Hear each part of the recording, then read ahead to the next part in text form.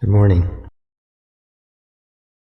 I want to start out by apologizing for this talk, for any inaccuracies or made-up ideas that come from me. I've been working on this idea for about 20 years. I've been studying it intensively for about 6 years, and I've been working on this talk for 3 months, and I was revising it this morning when I was walking on my walk. So we'll see what happens. I'm going to start with a quote from Master Sotaesan from the scripture of the founding master, Practice. I'll read it twice. The founding master said, "Have you ever seen heavenly beings? Heavenly beings do not reside in some distant heavenly realm. The infants over there are heavenly beings, since they don't have one iota of selfishness in their minds. They receive heaven's endowment through their mothers, but as their self-consciousness begins gradually to grow, their endowment from heaven also gradually comes to an end. People cultivating the way without selfish thoughts will receive immeasurable endowments from heaven, but as soon as they begin to have selfish thoughts, the path to heaven's endowment will also be blocked." Again, the founding master said, "Have you ever seen heavenly beings? Heavenly beings do not reside in some distant heavenly realm. The infants over there are heavenly beings, since they don't have one iota of selfishness in their minds. They receive heaven's endowment through their mothers, but as their self-consciousness begins gradually to grow, their endowment from heaven also gradually comes to an end. People cultivating the way without selfish thoughts will receive immeasurable endowments from heaven, but as soon as they begin to have selfish thoughts, the path to heaven's endowment will also be blocked."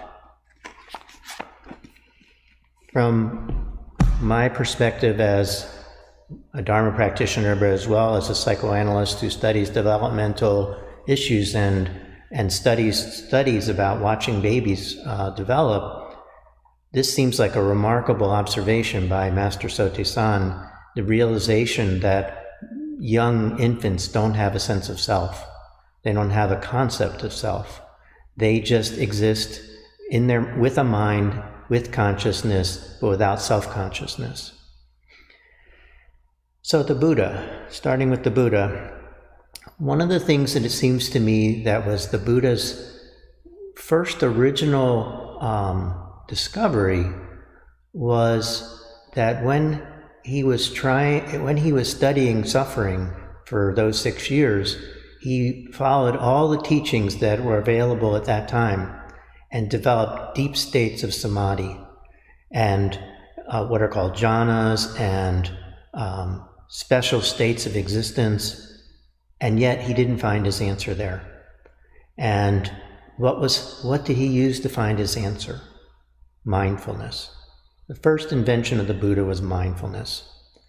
And what was mindfulness? Why was it different than the other ways of meditating? Mindfulness, instead of controlling the mind, attempted to look at the mind, to understand the mind, to see exactly what's there without imposing anything on it. And when he did that, one of his discoveries was the controlling entity that we call I am, ourself, wasn't there. There wasn't anything like that there. There was just experience. And from that, he realized so many important things. He realized the cause of suffering, the end of suffering, and he talked frequently about the I, the me, and the mine as hindrances to the way to enlightenment.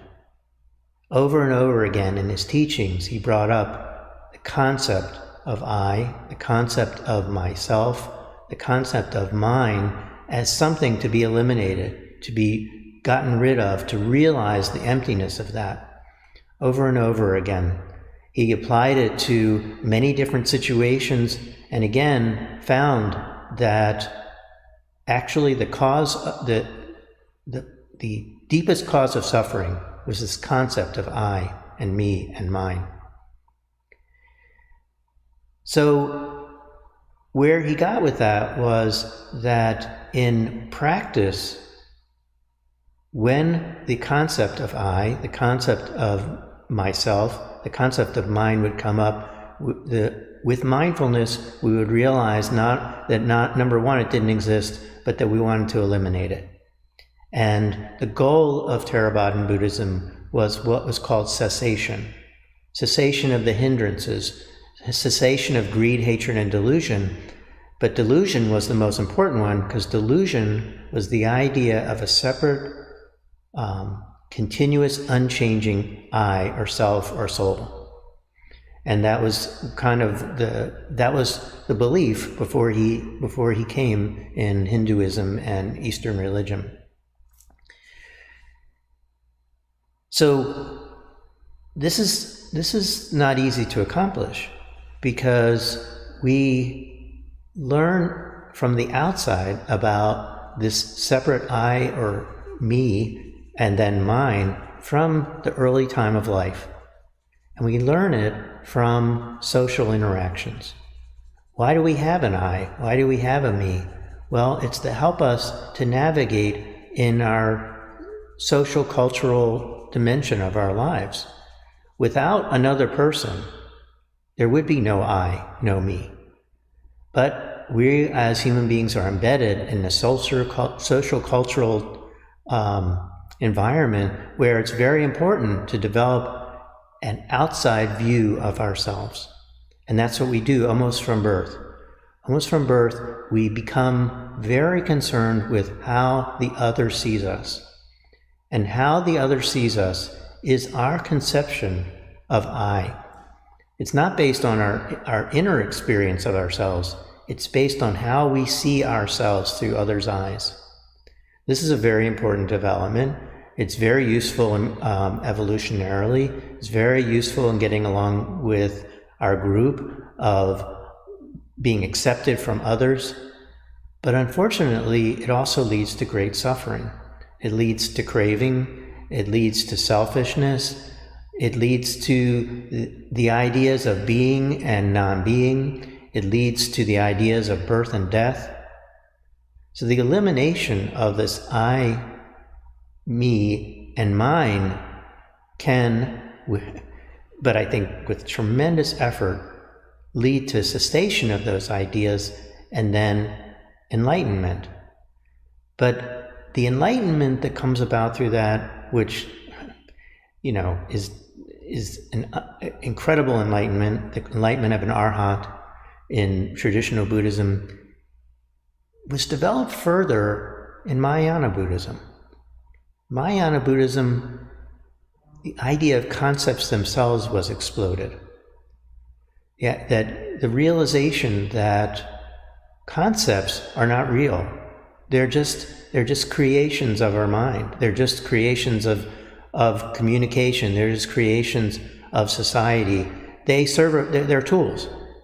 But we believe in them. We believe in them, and when concepts are accepted without question over and over again, they're not just concepts, they're beliefs.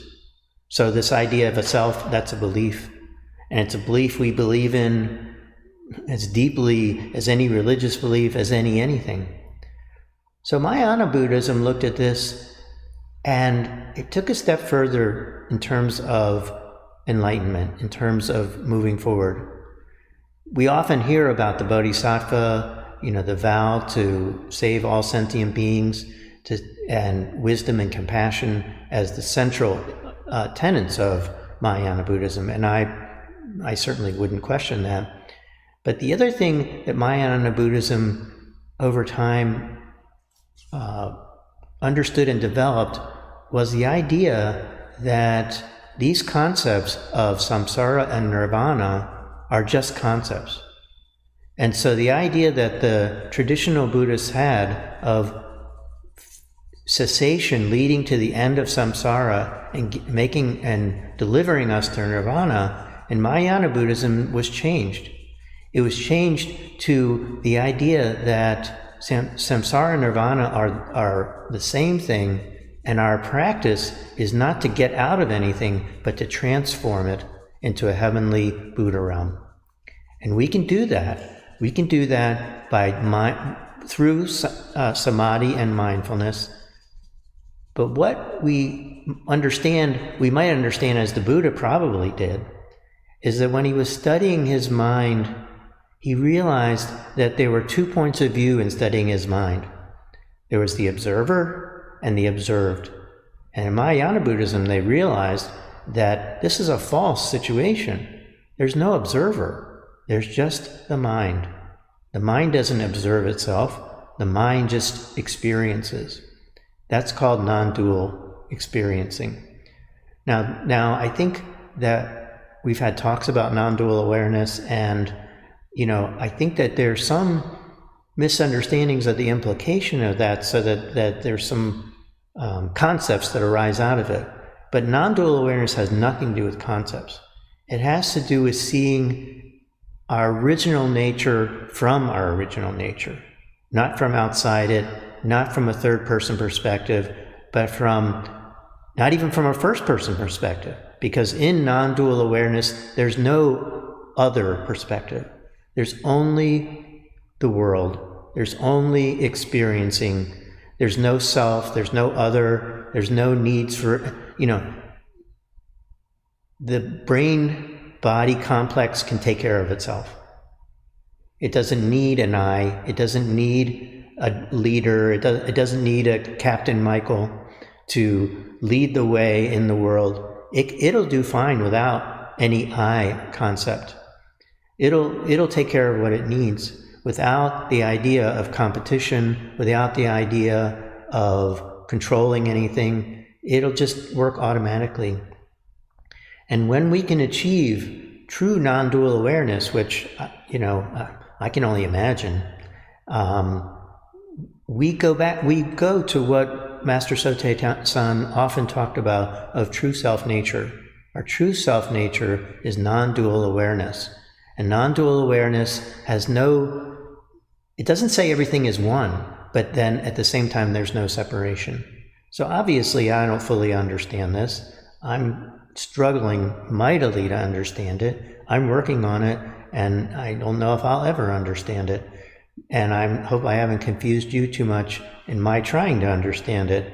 But I think that if I could achieve what the original Buddha talked about, I certainly would not be unhappy. But I love what we're learning in Mahayana Buddhism, the goal of transformation, transforming ourselves, and in transforming ourselves and realizing there's no self and achieving non-dual awareness. In that process, we transform the world.